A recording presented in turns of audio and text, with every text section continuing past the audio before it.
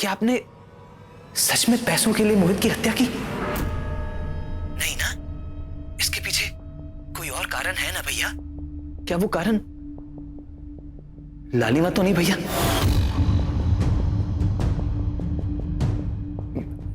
हाँ हाँ भाबो, देख भैया सब सच सच बता देंगे, तू रोना। मैंने पूछा ना भैया, बोलो ना। भाबो भैया सब बता देंगे, तू रुक। भैया बोलो ना, जल्दी बोलो। झूठ झूठ बोल रहा है तू? नहीं नहीं नहीं नहीं भैया, कैसा झूठ? इधर ही हूं मैं, आप यकीन मानो। ये सवाल भावो नहीं बल्कि तू कर रहा है, और सच्चाई ये है कि भावो तेरे पास है ही नहीं। ना ना भैया, छल कर रहा है तू मेरे साथ। भाबो बोल। क्योंकि भावो ऐसे सवाल कर ही नहीं सकती, समझा? अरे नहीं नहीं भैया,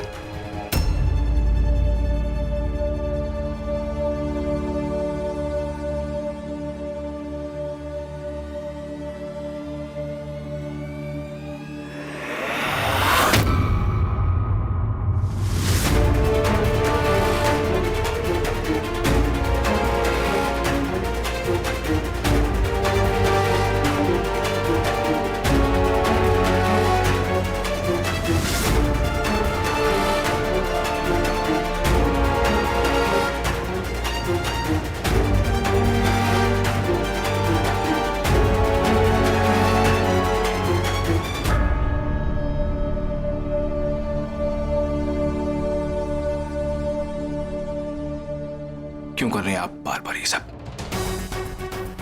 मैंने कहा ना आपको कि ये गुनाह मैंने किया है, तो फिर कैसे विश्वास दिलाऊं कि ये अपराध मैंने किया है?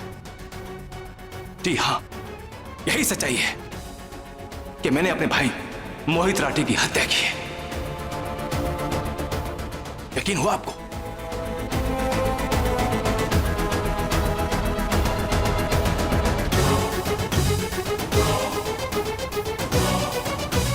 अचानक से सूरज जी को कैसे पता चला कि भाभो ये सब नहीं पूछ रही? भाभो ऐसे सवाल नहीं पूछ सकती।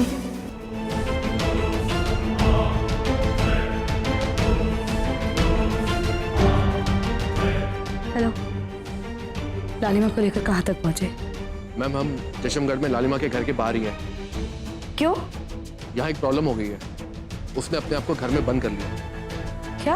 और यही नहीं, उसने हमें धमकी भी दी है कि अगर हमने घर में घुसने की कोशिश की ना तो वो आत्महत्या कर लेगी। और मैम उसने एक शर्त भी रखी है। क्या? मैम उसने शर्त रखी है कि वो तभी बात करेगी जब आप लोकेश को लेके खुद यहाँ आएंगे। किस घर में है वो? मैम हमने उसे समझाने की पूरी कोशिश की है, लेकिन वो हमारी एक बात भी नहीं मानी। वो अभी भी घर के अंदर ही है। उसके पास कोई हथियार या ऐसी कोई चीज है जिससे वो आत्महत्या कर सकती है? मैम हमने उसको उस खिड़की से झांकने की कोशिश की थी, वहां से बात भी करने की कोशिश की। उसके पास एक बड़ा सा चाकू है, और जब भी हम उससे बात करने की कोशिश करते हैं तो वो खिड़की भी नहीं खोलती। और जब भी उससे बात करते हैं तो वो आपके और लोकेश के बारे में पूछती। लोकेश को तो हम यहाँ नहीं ला सकते। मेरे पास एक प्लान है। लोकेश की ही कदकाठी के एक आदमी को लेकर आओ, उसे यहाँ खड़ा करेंगे, सारी की सारी स्ट्रीट लाइट्स ऑफ करवा दो, उसे हम यही खड़ा रखेंगे। कदकाठी से लोकेश ही लगेगा, लेकिन चेहरा समझ में नहीं आएगा अंधेरे की वजह से। जी। जाओ, और सुनो, उसके चेहरे पर कपड़ा बांध देना। जी।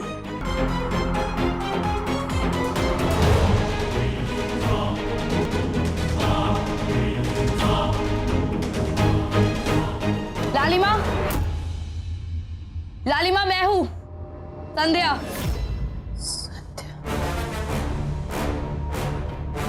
दरवाजा खोलो।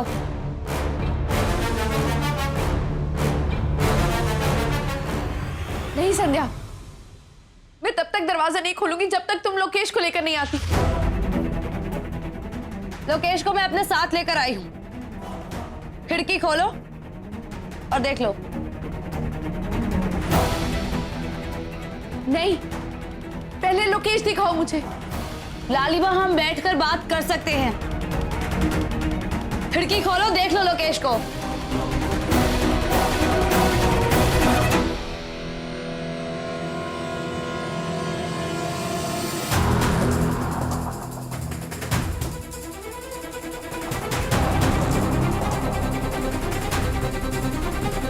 रुको, बुलाती हूँ।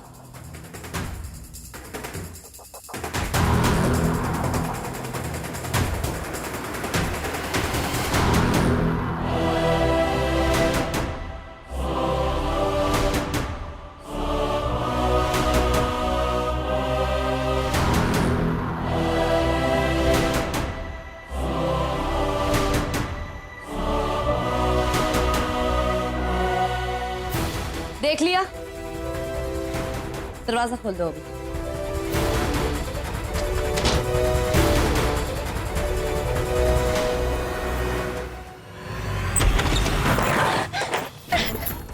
चाकू छोड़ो लालिमा। नहीं संध्या, छोड़ो मुझे। छोड़ो लालिमा।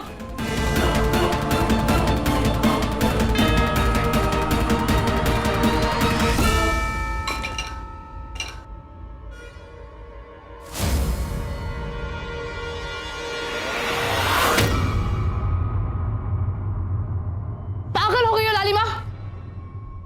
संध्या प्लीज, तुम्हें जो सजा देनी है मुझे दो, जेल भेजना है, फांसी देनी है, सब मुझे दो प्लीज। प्लीज मेरे लोकेश को छोड़ दो। आप लोग जाइए। कुछ नहीं किया उसने, प्लीज संध्या प्लीज। हो क्या गया तुम्हें लालिमा? ऐसी क्या बात हो गई जो तुम जैसी लड़की कदम कदम पर झूठ बोल रही है? तुम्हारे इस झूठ की सजा लोकेश और सूरज जी को मिल रही है। अगर अब भी तुमने सच नहीं बताया ना तो सूरज जी कल जेल चले जाएंगे। लोकेश और सूरज जी मुसीबत में हैं। पर ऐसा क्या हुआ उनके साथ? बोलो संध्या, क्या हुआ उन दोनों को? रोहित की हत्या के अपराध में सूरज जी को गिरफ्तार कर लिया गया। कल कोर्ट पे पेशी है उनकी। सारे सबूत उनके खिलाफ है। लेकिन मुझे विश्वास है लालिमा, सूरज जी ने मोहित की हत्या नहीं की है। तुम जानती हो सच क्या है। तुम झूठ मत बोलो, मुझे बताओ क्या बात है।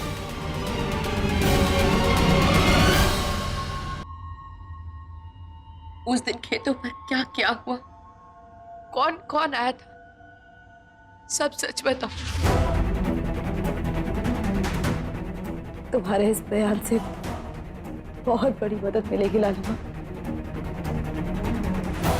तुम्हें किसी से डरने की जरूरत नहीं। मैं तुम्हारे साथ, कुछ नहीं होगा। तुम जो करोगी सही ही करोगी। लालिमा, जैसमगढ़ से अजमेर पहुंचने में 2 से 3 घंटे लग जाएंगे, इसलिए तुम्हें अभी निकलना ही होगा। मेरा शक सही था कि सूरज जी ने मोहित भैया को नहीं मारा। मेरे पास वक्त बहुत कम है और मैं अभी तक कातिल तक नहीं पहुंच पाई हूँ।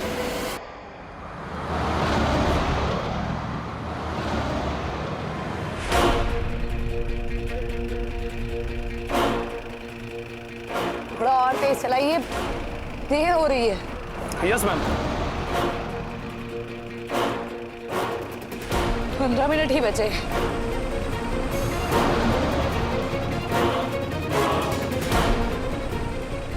लालिमा, तुमने जो मुझे बयान दिया है तुम वही बयान कोर्ट में दोगी ना? संध्या तुम निश्चिंत रहो, मैं अपने बयान से बिल्कुल नहीं भटकूंगी। टाइम नहीं है, कार्रवाई शुरू हो गई होगी।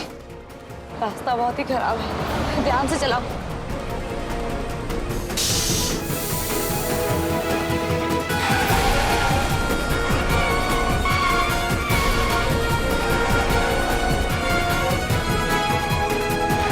संदेह कहाँ है? कार्रवाई शुरू कीजिए। Thank you milord. जज साहब, स्टेट वर्सेस सूरज राठी वर्ल्ड अरुण राठी के इस केस में सूरज राठी पे ये इल्जाम है कि उन्होंने अपने भाई मोहित राठी का कत्ल किया है। मुलजिम सूरज राठी ने अपना गुनाह खुद कबूल कर लिया है।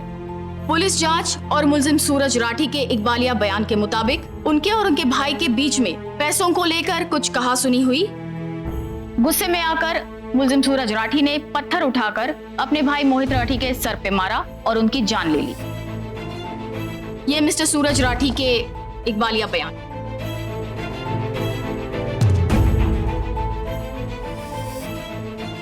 पुलिस जांच में पाए गए कुछ ठोस और सबूत है जो मिस्टर सूरज राठी के बयान और उन पे लगे हुए इल्जामों को सही साबित करते हैं। आपको कुछ कहना है? जज साहब, मेरे मुवक्किल ने अपना अपराध स्वीकार कर लिया है, पर मैं इनके दोषी होने या दोषी न होने के मुद्दे पर नहीं जाऊंगा।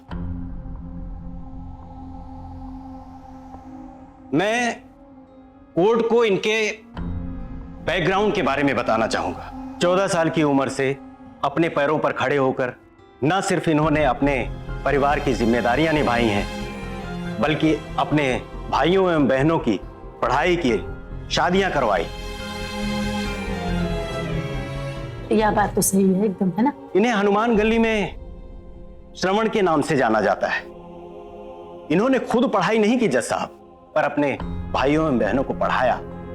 अपनी पत्नी को आईपीएस ऑफिसर बनाकर पति के लिए आदर्श साबित हुए।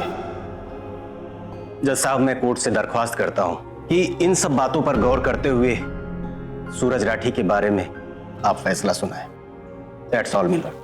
State versus Suraj Rathi case number 198 C-342 में सारे सबूतों और इकबालिया बयान को देखते हुए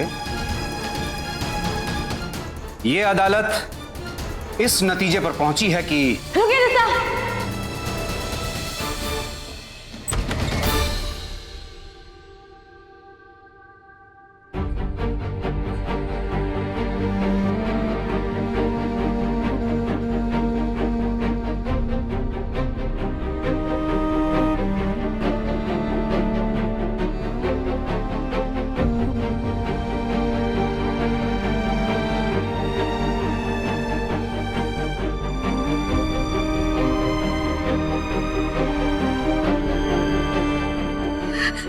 माय लॉर्ड, मैं संध्या राठी हूँ,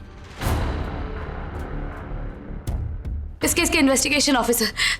जज साहब, हाल ही में इस केस में एक ऐसी कड़ी सामने आई है जिससे इस केस की सच्चाई पर सही पर्दा नहीं उठेगा, बल्कि इस केस का रुख ही बदल जाएगा। मेरी आपसे विनती है जज साहब, एक बार उस गवाह को आप बस सुन लीजिए।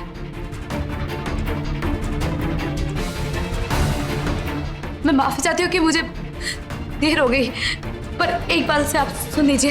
नहीं जज साहब, कैसे वे झूठ है? जब मैंने सबके सामने अपना अपराध स्वीकार कर लिया है, सारे सबूत मिल चुके हैं, तो सुनने सुनाने के लिए कुछ बचा ही नहीं सर। मेरे ख्याल से पुलिस बेकार में अदालत का टाइम खराब कर रही है।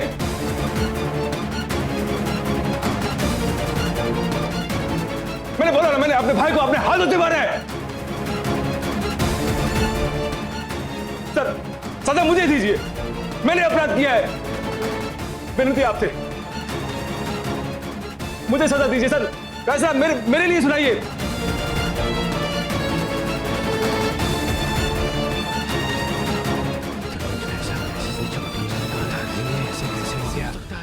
Order order. आपने भले ही अपना अपराध स्वीकार कर लिया हो, लेकिन फैसला सुनाने के लिए ऑर्डर नहीं दे सकते। किसी भी केस के हर पहलू को सुने बिना फैसला देना अदालत की मर्यादा के खिलाफ है।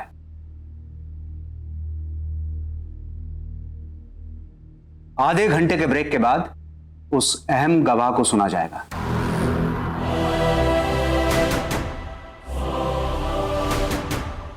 धन्यवाद जज साहब।